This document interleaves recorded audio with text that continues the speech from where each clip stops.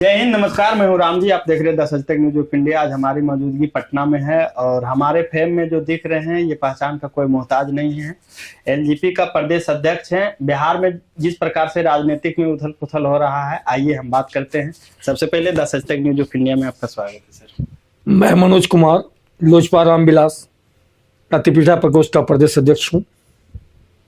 Sir, पहला सवाल मेरा रहेगा कि बिहार में जिस प्रकार से हमेशा बिहार का जो राजनीतिक है हमेशा उलट फेर होते रहता है। माननीय मुख्यमंत्री नीतीश कुमार जी फिर एक बार पलटी मार दिए हैं, इस पे आपका क्या राय है सर?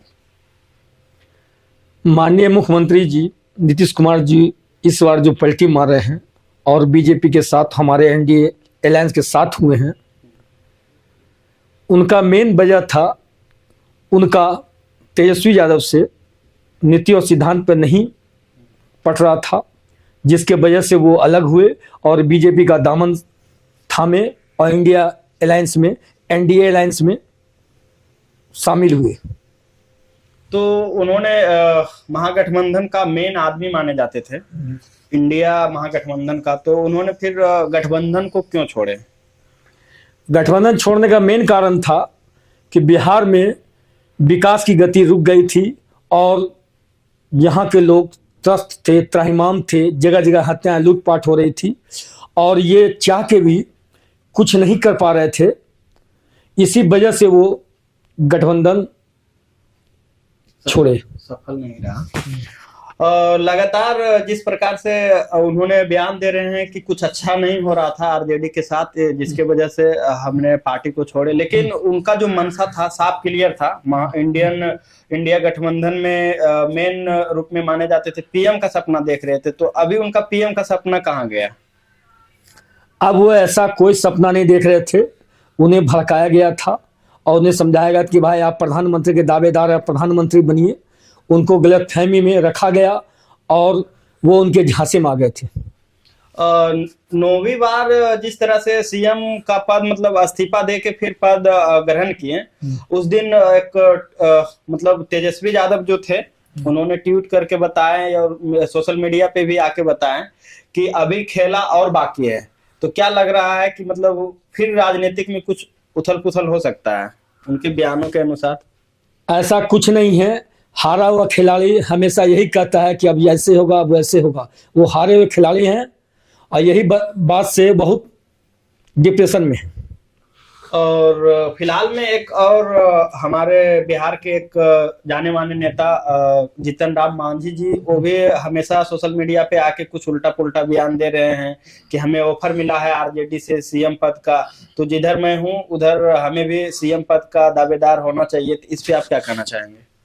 वो अपने हिसाब से जानबूझ के दबाव बनाना चाह रहे हैं और जिसके वजह से जो है ना, वो सोचते हैं मैं ऐसा कहूंगा तो हमें मुख्यमंत्री बना दिया जाएगा। भाई मुख्यमंत्री नीतीश कुमार हैं और नीतीश कुमार जी ही रहेंगे। ये सब बातें बेबुनियाद है और लोगों का काम है कहना, कोई कुछ से कुछ भी कह सकते हैं। बिहार में सर हमेशा उलट फेर होते रहता है राजनीतिक में। बिहार के जितने भी नेता हैं, युवा नेता या ओल्ड नेता, कोई बिहार के विकास के बारे में नहीं सोचते हैं सर। इस पे आपका क्या ओपिनियन है? कहना सही है, लेकिन हमारे राष्ट्रीय अध्यक्ष जी चिराग पासवान जी बिहार फर्स्ट, बिहारी फर्स्ट का सोच रखते हैं और बिहार के विकास के लिए ही तत्पर हमेशा प्रयास में रहते हैं और वो अपने नीति सिद्धांत पर पक्के वसूल वाले हैं। उन्हें ना पद की चिंता है ना गद्दी का लोभ है। वो चाहते हैं कि हमारा बिहार पूर्ण विकसित बिहार हो और वो तरक्की करे। जिस तरह से यहाँ रोजी रोजगार के लिए लोग दूसरे राज्य में पलायन कर रहे हैं, उन्हें बहुत चिंता होती है और उनका जन्म ही हुआ है बिहार के विकास के लिए और बहुत जरूरी है उनका नेतृत्व करना। बिहार फर्स्ट, बिहारी फर्स्ट, इसका मतलब क्या होता है sir? Bihar first, Bihari first का मतलब क्या होता है? बिहार तभी फर्स्ट होगा जब बिहारी फर्स्ट होगा और बिहारी तभी फर्स्ट होगा यहाँ शिक्षा, रोजगार, मेडिकल चिकित्सा के लिए लोग दूसरे प्रदेश में जाने के लिए मोहताज ना हो और यहाँ रोजी रोजगार धंधे हो, जिसके वजह से पूरे बिहार का गौरव फिर से वापस आएगा। क्योंकि बिहार लेबर प्रदेश के नाम से जाना जाता है और इसके लिए ये बहुत जरूरी है बिहार में कल कारखाना हो, जिसके लिए हमारे राष्ट्रीय अध्यक्ष जी चिराग पासवान जी बड़े चिंतित रहते हैं। बहुत अच्छे बात कहें आप। और उसके बाद ये पहला सवाल सर शिक्षा से रिलेटेड, सरकार बड़े बड़े दावा करते रहते हैं शिक्षा विभाग में 40,000 करोड़ मतलब हमेशा खर्च करते हैं, तो पैसा कहाँ जाता है? विकास दिख नहीं रहा है सर शिक्षा विभाग में। सबसे बड़ी बात है शिक्षा विभाग में नीति और सिद्धांत सही नहीं है, जिसके वजह से ये हालात बनी हुए। अब तो एनडीए अलायंस हो गया है, अब जो भी कार्य होगा पूर्ण रूपेण ढंग से होगा और सुचारू रूप से चलेगा। पहले क्या हुआ उसको तो हम नहीं जानते हैं, लेकिन जब से हमारे एनडीए सरकार में हमारे चिराग पासवान जी शामिल हुए हैं, अब जो भी होगा बेहतर शिक्षा होगा बिहार में, और रोजी रोजगार के लिए लोग को भड़कना, इधर उधर भटकना नहीं पड़ेगा। मुख्य रूप से जनता को या पब्लिक को क्या चाहिए? फ्री में शिक्षा मिले, फ्री में स्वास्थ्य मिले।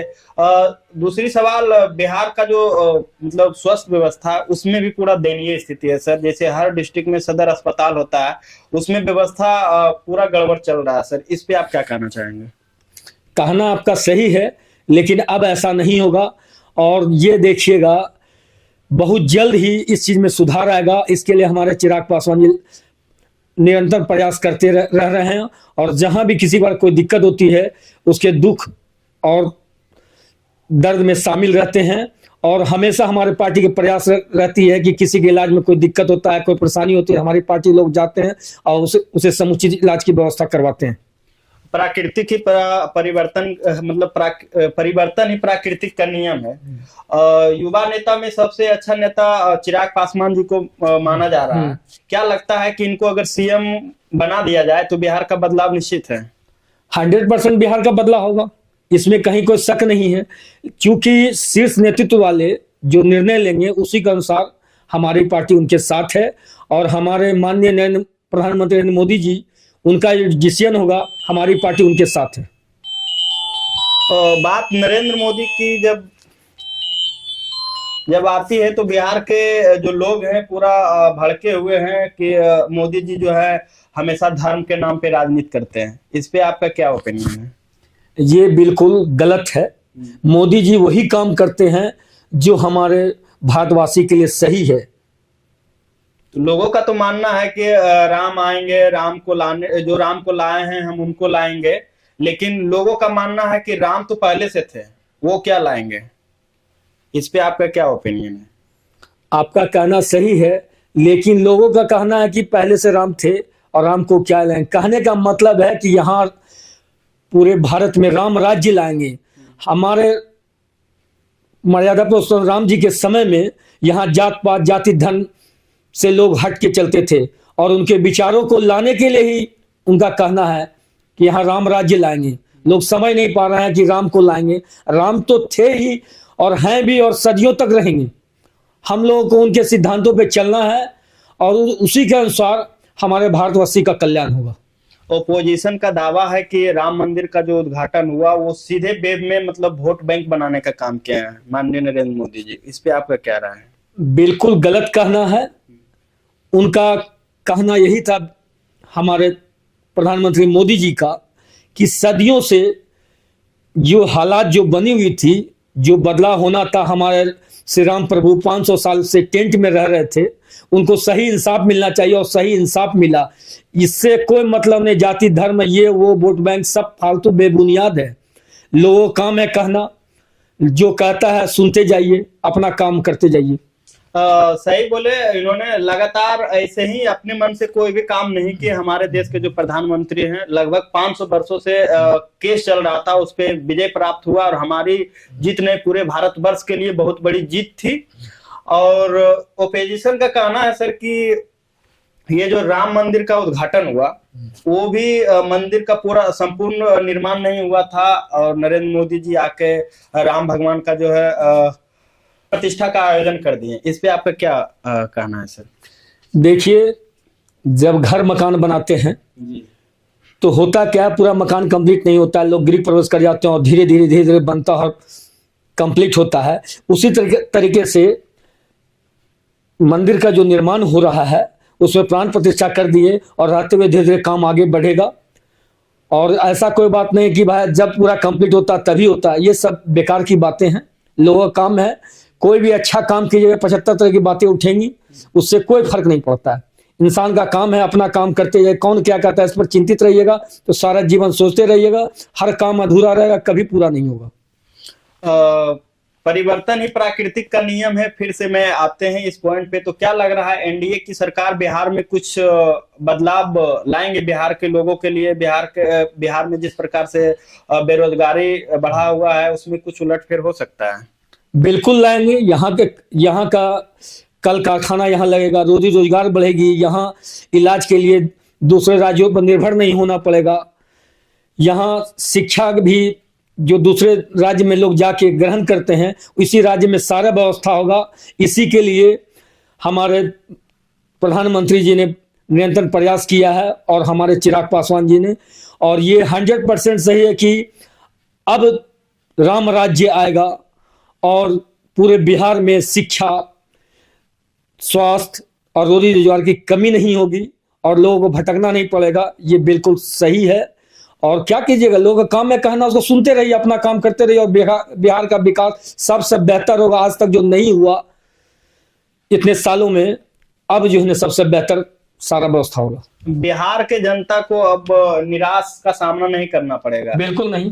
शिक्षा व्यवस्था में भी बदलाव होगा, स्वास्थ्य व्यवस्था में भी बदलाव होगा। और बात रही बिहार के जो युवा साथी हैं पलायन हो रहे हैं, इसमें भी रुकावट होगा। बिहार में भी रोजी कल कारखाने का भी मतलब, हाँ, कल कारखाने बिल्कुल लगेंगे और ये बिल्कुल सही होगा।